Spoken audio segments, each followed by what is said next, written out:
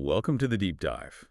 Today we are plunging headfirst into the buzzing world of fat burners, specifically a product called Burn XT, our mission, to really cut through the marketing hype, dig into the sources we've got, and see if there's any, real science behind these pretty bold claims. We're pulling from a recent YouTube review by Savage Reviews that was uploaded just this year, 2025. And what's interesting right off the bat is that Burn XT claims it's backed by an actual clinical study from 2025. So that immediately made me think, okay, hold on, let's look closer here.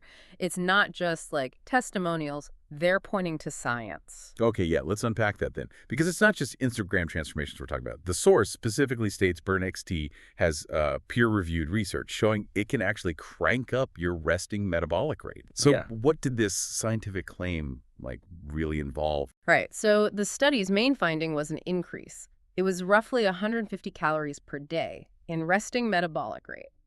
Now, to put that into perspective for you, that's kind of like getting credit for a slow walk out to the mailbox, maybe, while you're still sitting on your couch. It's subtle.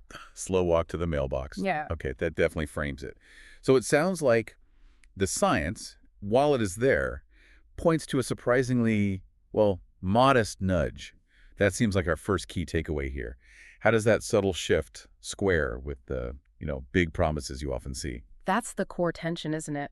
But what the review really highlighted, and what I found interesting, was the methodology. It called it a proper methodology, randomized, double-blind, placebo-controlled, a crossover design too, and crucially, measuring actual metabolic changes, not just, how people felt. Right, not just self-reported stuff. Exactly. And the study apparently also showed increased energy expenditure. Yeah, but also improved mood and better focus. Okay, and the review mentioned without turning participants into jittery disaster humans, which, let's be honest, is a plus. Definitely a plus. But does that low side effect thing, combined with such a modest calorie burn, does that make the product almost too subtle? I mean, for people really looking for noticeable results, what does burning an extra 150 calories a day really mean for you practically? Well, yeah, here's the slightly sobering part. At that rate, you'd potentially lose about 1 pound every 23 days. That's not exactly, lightning speed transformation. It's more like geological scale weight loss almost. Your houseplant might genuinely show more dramatic changes in that time. Seriously. Geological scale weight loss. Wow. Okay. So the individual effect is small, but the ingredients list, it has the usual suspects, right? Green tea extract, caffeine, L-carnitine, and that Encapsamax cayenne pepper thing. And the review does claim everything's dosed at clinically effective levels instead of fairy dust amounts. And they mentioned, 270 milligrams of caffeine. That's quite a bit. It is, yeah.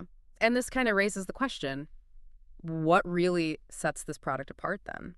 The review seemed to praise its transparency. It's apparently not promising you'll, wake up looking like a cover model overnight. It's essentially saying, look, this might give you a small metabolic nudge, a modest one, while you do the actual hard work, eating well, moving your body.